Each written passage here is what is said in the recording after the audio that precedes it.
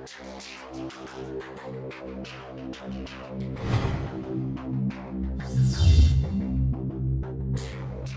ับสวัสดีครับวันนี้เราก็จะมารีวิวตัว Impact Wind AEG กันอีกครั้งนะครับแต่ตัวเนี้ยมันจะเป็นไซส์ใหญ่ขึ้นอย่างครั้งที่แล้วเนี่ยจะเป็นตัว260นิวตันตัวนั้นผมเอาไปเปลี่ยนละเปลี่ยนเป็นตัว500ดีกว่าตัวนี้เป็นตัว500นิวตันก็มิติใกล้ๆกันครับจะยาวกว่ากันเพิ่มขึ้นมานิดหน่อยเพราะตัวนี้จะยาวอยู่ที่196มิลลิเมตรจากนี่ถึงนี่ครับแล้วก็แบตก็จะเป็น4แอมป์18โวลต์แล้วก็ที่ชาร์จก็เป็นแบบเดิมเดี๋ยวเรามาดูตัว Impact Wind กันดีกว่าว่ามีอะไรบ้างก็จุดแรกนะครับผมอยากให้ดูก็คือเรื่องของตัวปุ่มปรับจะมีทั้งหมดอยู่4สปีด4โหมดแล้วกันเรียก4โหมดดีกว่าโหมดที่1ก็คือจะปรับแรงบิดคือควบคุมแรงบิดแล้วก็ความเร็วรอบจะอยู่ตั้งแต่0ถึง 1,400 แล้วก็แรงบิดจะได้อยู่ที่270นิวตันเมตรสปีด2รอบสูงสุดจะอยู่ที่ 2,000 รอบแรงบิดจะได้อยู่ที่360นิวตันเมตรนะครับส่วนตัวที่3นี่คือจะเป็นรอบสูงสุดและแรงบิดสูงสุดก็คือรอบจะได้ 2,750 ส่วนแรงบิดอยู่ที่500นิวตันส่วนตัวสุดท้ายคือรอบก็สูงรอบสูงสุดอยู่ที่ 2,750 นิวรอบแรงบิด500นิวตันแต่เขาจะหยุดคือเมื่อเราไขไปเนี่ยปุ๊บมันไปเจอแรงบิดที่200นิวตัน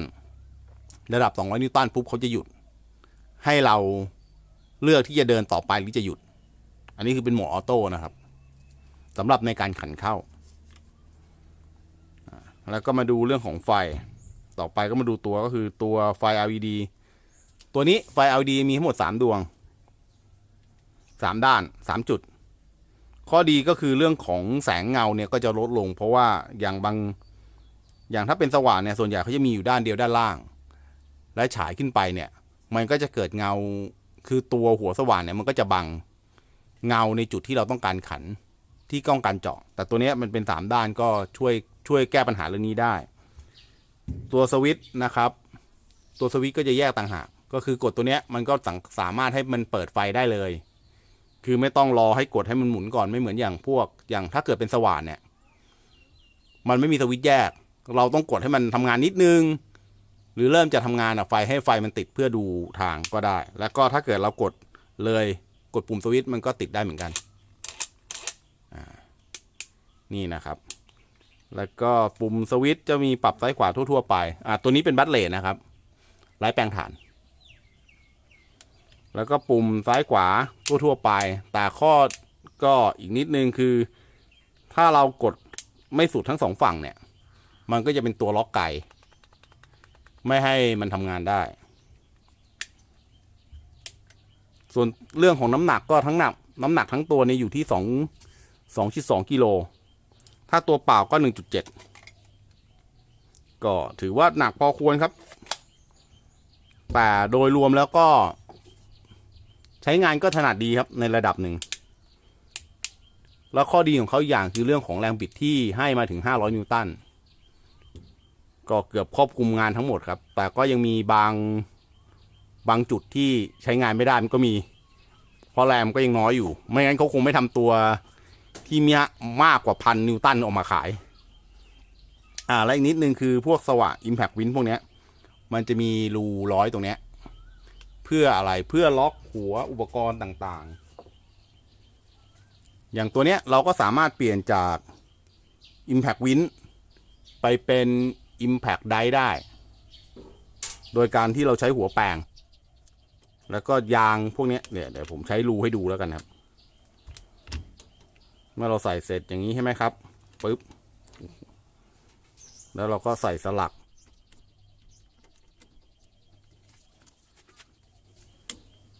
ข้อดีคืออย่างเงี้ยปลายไอเนี่ยมันจะไม่หลุดตามงานออกไปไม่หลุดคือมันจะไม่หลุดง่ายๆครับมันจะล็อกถ้ามันจะใช้จริงๆคือใช้พวกงานที่ต้องใช้แรงขันเยอะๆแล้วใช้เป็นลูกบล็อกกับลูกบล็อกลมที่มีรูด้านท้ายลูกบล็อกพวกนั้นเวลาถอนออกมามันจะได้ไม่ตามกับตัวหัว Impact คือหัวตัวเนี้ยมันจะหยุดติดแน่นเลยมันจะไม่ติดอยู่ที่น็อตเพราะมีสลักนี่เป็นข้อดีครับแล้วก็ตัวนี้เราก็สามารถแปลงไปใช้กับงานอื่นๆได้เหมือนกันก็เดี๋ยวเราดูหัวแปลงครับมีอะไรบ้างก็ตัวนี้นะครับหัวแปลงจาก Impact Win ไปเป็น Impact Die ที่ใช้ดอกพวกตัวหกเหลี่ยมทั้งหลายแหละเดี๋ยวผมหยิบให้ดูอย่างตัวเนี้ยเราจะแปลงเพื่อลดขนาดอย่างตัวนี้ลองการแปลงเพื่อลดขนาดก็ได้จาก4 หุ่นเหลือ3 หุ่น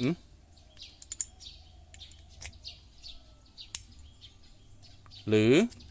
เราจะแปลงเป็นตัวไขควงก็ทำได้แล้วก็อีกหัวหนึ่งอุปกรณ์อันนี้ผมหาซื้อเองนะอุปกรณ์พวกนี้เป็นการซื้อมาเพื่อให้ Impact Win เนี่ยมันสามารถใช้งานได้หลากหลายมากขึ้นตัวนี้ก็เหมือนกันครับก็แปลงจาก4 หุ่นไปเป็นปลายสว่านเดี๋ยวเราไปดูกันดีกว่าว่ามันใช้งานได้เป็นไงบ้างก็ตั้งแต่การขันน็อตหน้าที่หลักของเขา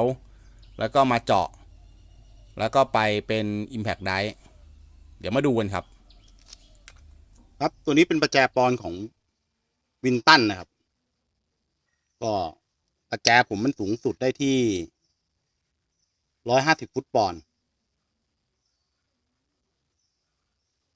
150 ฟุตปอนด์ก็ผมตั้งค่าสูงสุดแล้วกันครับเดี๋ยวลองขันน็อตดูว่าแล้วลองดูว่ามันจะขันออกไหม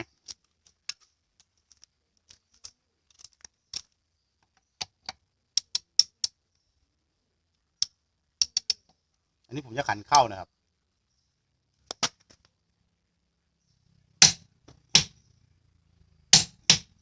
ลั่นแล้วนะครับลั่นก็คือตอนนี้แรงกดเท่ากับ50 ฟุตปอนด์150 ฟุตปอนด์ฟุตนี่ฟุตปอนด์วะฟุตปอนด์เดี๋ยวผมจะไขออกครับลองที่เบอร์ 1ก่อน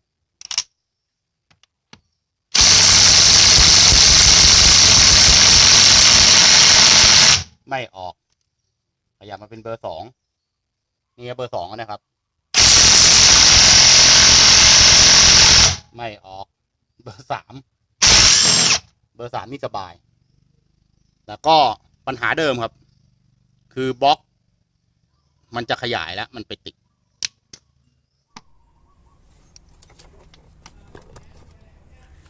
ก็เดี๋ยวจะยิงถอดน็อตตัวนี้นะครับน็อตยึดผู้เล่หน้าของเครื่อง 1J Z แต่เครื่องตัวนี้จอดทิ้งไว้นานแล้วกลางแดดกลางฝน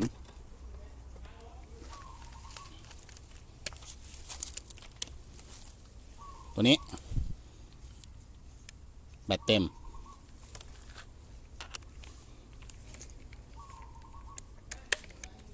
เบอร์สูงสุดก็คือเบอร์ 3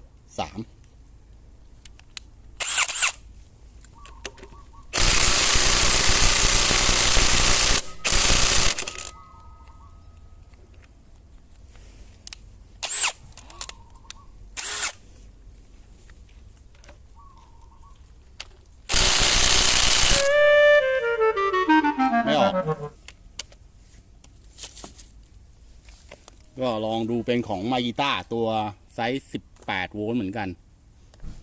ตัวนี้แรงบิด1,000 นิวตันแบต3 เม็ดไม่เต็มแบตเหี่ยวได้ออกเว้ยดูเหมือนมันจะออก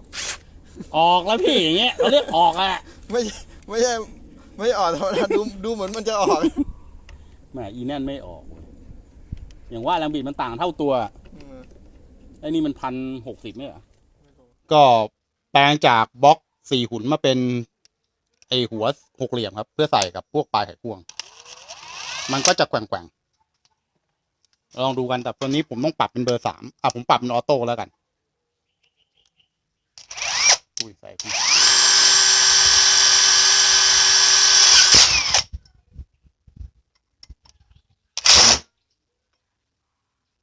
ก็ง่ายๆเลยครับก็เดี๋ยวผมจะใช้บล็อกเบอร์8ยิงโหมดออโต้นะครับยิงน็อตปลายสว่าง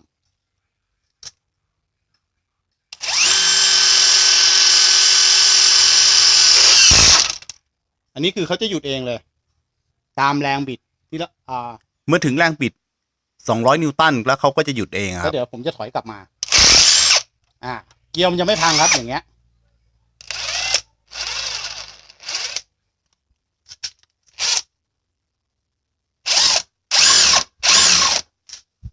ตอนเจาะตอนแรกมันก็จะแกว่งๆนิดนึงแต่ถ้าเกิดมัน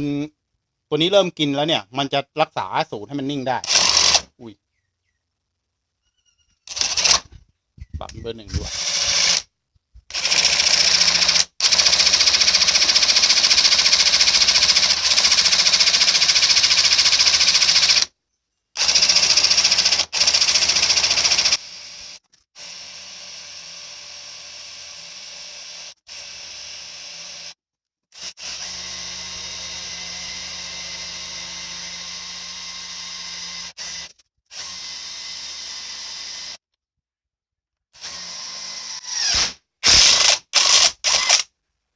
ก็เจาะได้ครับแต่แกว่งมากลำบาก ครับก็จากคลิปวิดีโอที่ได้ดูไปนะครับ เบื้องต้นในการใช้งานของ AEG Impact Wind ขนาดแรงบิด500นิวตันถามว่าดีไหมก็ถือว่าเป็นบล็อกไฟฟ้าบล็อกไร้สายก็ขนาดกลางๆครับไม่ถือว่าอย่างถามว่าถอดน็อตออกทุกตัวไหมไม่ทุกตัวและใช้งานได้ครอบคลุมหลายๆอย่างไหมก็อย่างแรกเราคุยกันเรื่องของถอดน็อตในการถอดน็อตล้อถามว่าถอดดีไหมถอดดีครับน็อตล้อแต่จากการที่ผมเอาไปใช้เอาบล็อกธรรมดาแล้วกันไปถอดน็อตที่ต้องใช้แรงบิดสูงสิ่งที่เกิดขึ้นก็คือเหลี่ยมน็อตเนี่ยเริ่มเสียแล้วเหลี่ยมน็อตตัวนี้เสียได้ไงเสียจากการที่เมื่อ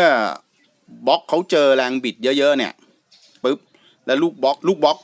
เจอแรงบิดเยอะและน็อตเขาก็มีความแน่นเยอะแล้วมันเป็นบล็อกบางบล็อกรับแรงบิดไม่ได้มันก็จะไปอยู่อมเกลียวอย่างเงี้ยแล้วมันก็ถอดไม่ออกเสร็จผมพยายามเคาะมันก็เป็นอย่างที่เห็นเนี่ยครับ ชุดแปลงที่แปลงจากแกนบล็อกที่ใช้กับลูกบล็อก4 หุ่นมาใช้กับหัวหกเหลี่ยมหัวที่เป็นไอ้แกนหกเหลี่ยมทั่วๆไปอย่างเงี้ยสิ่งที่ตามมาก็คือเมื่อมันแรงบิดเยอะและเราคิดว่ามันเอาไหวสิ่งที่ตามมาขาดครับเพราะแรงบิดมันเยอะไปเราไม่ได้ประมาณการกับตัวนี้กับน็อตที่เราไขสิ่งที่เกิดขึ้นก็คือมันทนไม่ไหวมันก็ขาดไปนี่ข้อเสียแรงไปและก็อีกส่วนหนึ่งคือที่เมื่อผมเอาไปใช้งานในการใช้สว่านแล้วกันใช้ดอกสว่านในการเจาะสิ่งที่ตามมาคือถ้าเกิดเราใช้เป็นหัวจับแบบกิฟต์รีลีสไอตัวคีเลตเนี่ยครับสิ่งที่ตามมาก็คือเนี่ยเห็นไหมผมจะชี้ให้ดูว่ามันปากมันไม่เท่ากันแล้วนี่คือหัวเขาเสียแล้วคือมันเป็นการขันแบบไม่ขันแบบสมูทมันขันแบบกระแทกเมื่อกระแทกปุ๊บแรงบิดไม่ใช่ดิตัวเนี้ยออกแบบมาให้รับแรงบิดและล็อกของตัวมันเองล็อกเสร็จปุ๊บ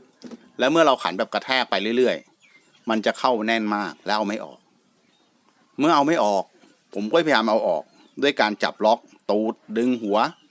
สิ่งที่ตามมามันก็เกิดการปีนเกลียวเกิดขึ้นมันก็ทำให้ขาจับเนี่ยไม่เท่ากันแล้ว1 อันนี้ก็เสียแล้วครับผมก็ต้องทิ้งถ้าใช้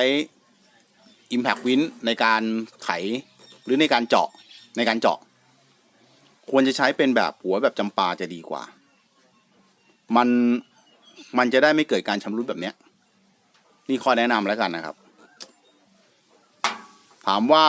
สรุปเลยคุ้มค่าไหมกับเงินลงทุนไป 4,300 ผมว่าคุ้มค่านะครับตัวนี้ได้บัตเลทแล้วก็แรงบิดอย่างแบตเนี่ยทั่วไปผมถอดน็อตล้ออะไรทั่วไปก็อึดดีอยู่แต่ถามว่ามันถอดน็อตได้ทุกขนาดไหมไม่ได้บางตัวก็ไม่ออก มันก็จะมีก็ตอนแรกผมคิดว่า500นิวตันเนี่ยมันเยอะแล้วแต่ในตลาดจริงๆมันมีตอนนี้สูงสุดที่ผมเห็นนะก็มีประมาณ1,400 1,300 1,400แรงบิดคือถ้า500นิวตันมันเอาออกหมดไอ้รุ่นใหญ่พวกนั้นคงขายไม่ได้ก็อันนี้ผมถือว่าเป็นไซส์กลางแล้วกันนะครับที่น่าใช้ดีผมถือว่าคุ้มค่าในการใช้งานทั่วๆไปที่ไม่ใช้งานขนาดเขาเรียกว่าอะไรต้องการแรงยึดสูงเกินไปนักก็ถือว่าตัวนี้สะดวกครับใช้งานทั่วๆไปได้ดีตัวเขาก็ไม่หนักมากหนัก2 โลกว่ารวมแบตด้วยประมาณ2 โลครึ่ง3 โลแต่ถ้าเป็นพวกอย่างของ Impact Wind ที่แรงบิดเยอะๆเนี่ยมันก็จะน้ำหนักมากกว่านี้เยอะและเสียงเขาเอางานเอาการกว่าอีตัวนี้สิถือว่าเสียงดังด้วยเสียงดังมากเวลามัน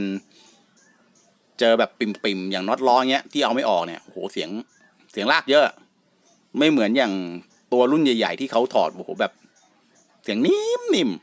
ๆเพราะมันใช้แรงไม่เยอะไงไอ้นี่มันคือมันปีนไปถึงเส้นแดงของมันแล้วมันถึงจะออกได้ก็สำหรับช่างทั่วไปครับก็แนะนำแล้วกันตัวนี้ผมว่าเหมาะสมดีก็ขอขอบคุณครับสำหรับการติดตามรับชมรีวิวตัวนี้